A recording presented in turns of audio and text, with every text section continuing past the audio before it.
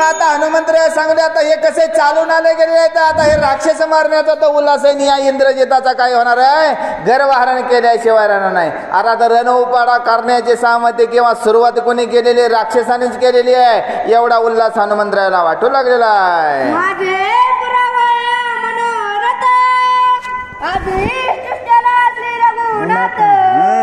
इंद्रजिताला सैन्यासमवेत हनुमंत नाचत स्वानंदे.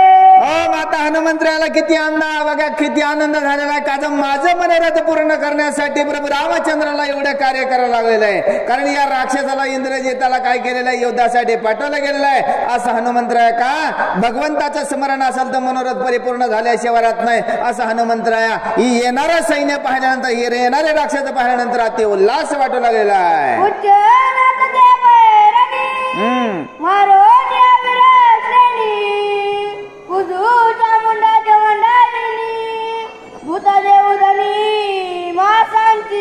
माता हनुमंतरायाने सांगितलं चामुंडा आहे भूतान नाही. आता या शेपटाला सांगितलं गेलेलं आहे. कारण अगोदर सांगितलं होतं ना आमंत्रण द्यायचं का नाही आज भाजी भाकरी आहे का नाही. पुढे सांगितलं मी या भूतांच्या सुद्धा आमंत्रण कुणाला मांस द्यायचंय कुणाला मुटकं द्यायचंय. असं हनुमंतराय या भूतांचं काय करणार निर्धारण केल्याशिवाय राहणार नाही.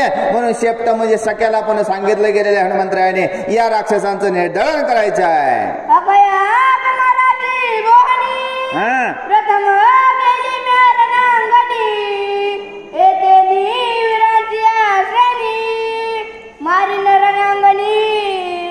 आता हनुमंतराय सांगलेलं पहिली कुणाची आखयाची भवानी केली. मग राक्षसांची सुरुवात मारायची सुरुवात करून केलेली आहे. आखया कुमारापासून केलेली या राक्षसाची रौंदळी केलेली. आता हा इंद्रजित आलेला आहे व सगळेचे सगळे हे राक्षस सेना गेलेले आहे. यांची त्याच परीने काय करण्या अवस्था केल्याशिवाय राहणार नाहीये.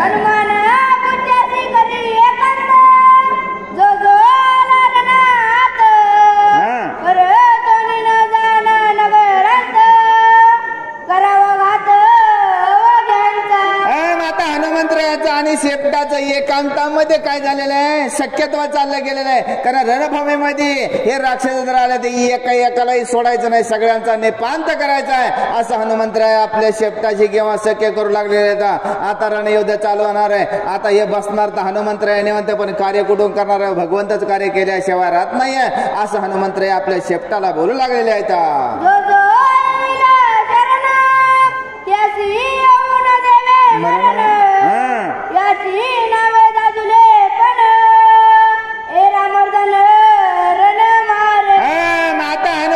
अशी आज्ञा केलेली आहे जे युद्ध करण्यासाठी येणार आहेत त्यांचं निर्धारण करायचं आहे. आणि जे शरण येणार आहेत त्यांना कदापि मारायचं नाही. हेच दादुले पण किंवा हेच प्रेम गाजवायचं पाहिजे.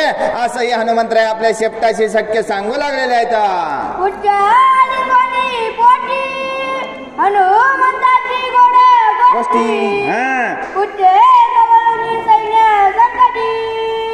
राक्षस कोटी मारीन.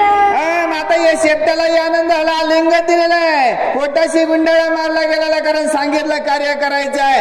आता या शेपटांना सगळ्यांना काय करणार आहे जे जे निर्धारण करायचंय जे जे आपल्याकडे काय होणार आहे वार करायला येणार किंवा युद्ध करायला येणार आहे का असं त्यांना काय करणार शेपटात गुंडाळा. पण असा संवाद हनुमंतरायाने शेपटाचा कार्य सांगितलं जेवढं सांगितलं तेवढंच ऐकू लागलं. असं हे काय प्रेमाने आलिंगन दिलेलं आहे.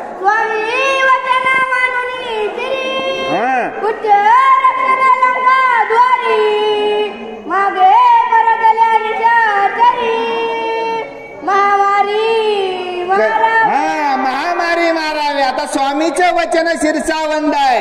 जसं तुम्ही सांगितलं तसंच करणार आहे. हे जर राक्षस कुठे लंकेकडे पळत झाले तर मग हे काय करणार रक्षण केल्याशिवाय राहणार नाहीये.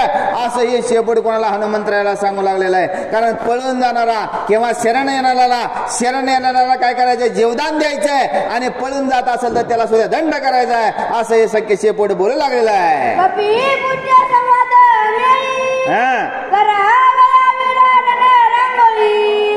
युद्धानंदी पिटीन टाळी आतुरबळी खवळले आतुर बवळी खवळे. आता या रणरांगोळी करायची तिकडे युद्ध करायचंय. दोघांच्या तर सख्य झाला. इकडून येणारे सैन्य अफाट असं हे राक्षस सैन्य असताना हनुमंतराय आणि शेपूट बघतो दोघांचा एकच सखा कोण भगवंत आहे आणि त्या भगवंताच्या आज्ञेने युद्ध करण्यासाठी दोन्ही सज्ज झालेले आहे.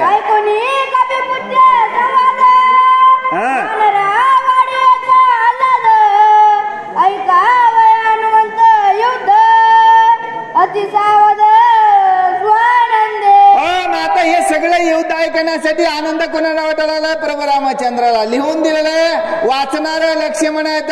आता या हनुमंतरायाचे शेपूट सख्य आणि यांनी राक्षसांचे कसं युद्ध केलेलं आहे ही कथन ऐकण्यासाठी ब्रह्मलिखित ऐकण्यासाठी अंतःकरणामध्ये उल्हास वाटू लागलेला आहे.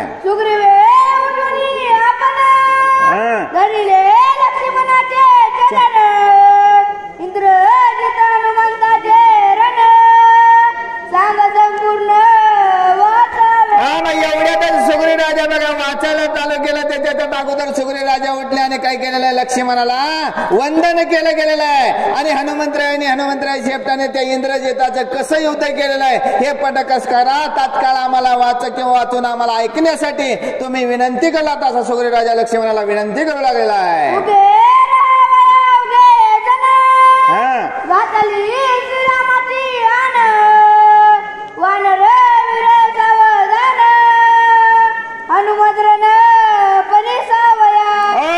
सुग्री राजाने सगळ्याला काय घातलेली आळ घातलेली तटस्थ झाले. हनुमंतराय वानर आता हे कथा ऐकायची आहे. मग आता जेवढे बसलात नाही तर मग एकच चित्त देऊन ऐकायचंय. प्रभू रामचंद्राची आण कोणाला घातलेली आहे या सुग्री राजाने सगळ्या बसणारे वानर सैन्य आणि या सगळ्यांना आण घातली गेली किंवा शपथ घातली गेलेली आहे. आता रणकंदन ऐकायचंय. हनुमंतराय आणि शेपटाने इंद्रजित राक्षसाबरोबर जे युद्ध केलंय एक चित्त देऊन श्रवण करा.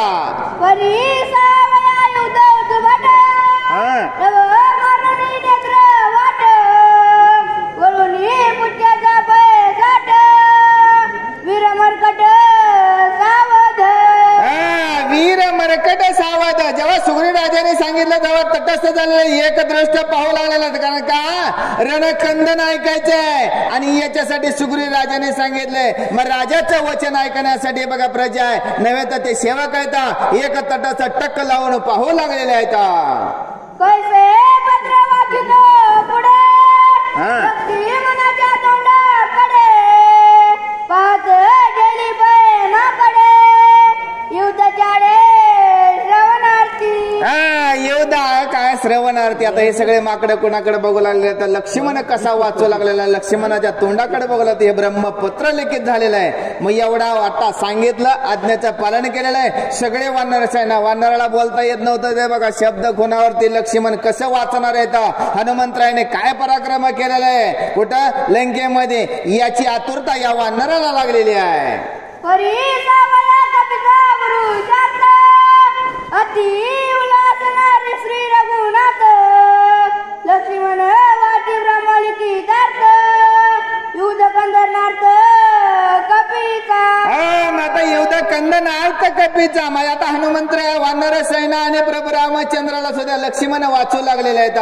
लक्ष्मण वाचणार आहेत एवढी गोडी कुणाला भगवंताला लागली गेलेली आहे. वानर तर ऐकूच लागलेले. सुग्री राजाने विनंती कुणाला लक्ष्मणाला केलेली. प्रभू रामचंद्र अंतःकरणामध्ये अति उल्हास आहे की माझ्या हनुमंतरायाने जे काही पराक्रम केलाय जे ब्रह्मदेवाने लिहून दिलंय ते मला ऐकण्याची आतुरता लागलेली आहे असं प्रभू रामचंद्र बघू लागलेले आहेत.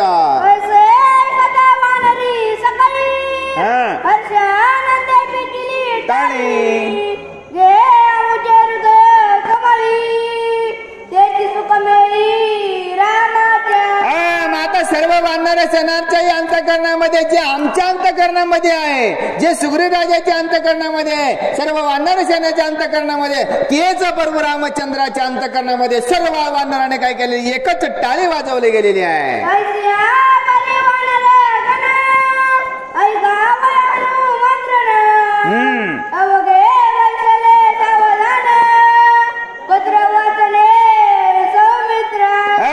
पत्र वाचेल सौमित्रा. सगळे सगळ्याचे सगळे सावध बसले गेलेले तर वानर सेना. कारण का हनुमंतरायाचा पराक्रम आहे. कोणता लंकेमध्ये जे काय पराक्रम केला ते ऐकण्यासाठी सज्ज कोण बसलेले आहेत? सगळे वानर सेना. स्वतः भगवंत कसा बसलेला आहे? सज्ज बसलेला. कारण माझ्या सखा किंवा माझा भक्त जे पराक्रम केलाय त्याचं श्रवण करण्यासाठी स्वतः भगवंतच कसा आहे स्तब्ध अवस्थेत तशी वानर सेना आस लागलेले. लक्ष्मणा वाचा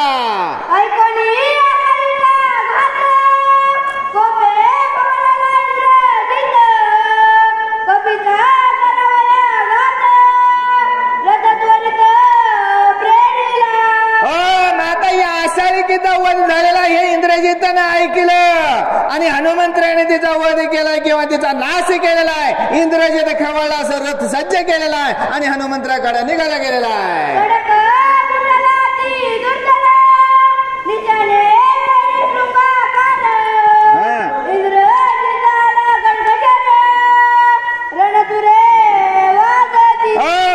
सगळे सज्ज केले गेलेले रथ निघाला गेला. तुळ्या वाजवला गेला वाद्य वाजवला गडगडाट आहे.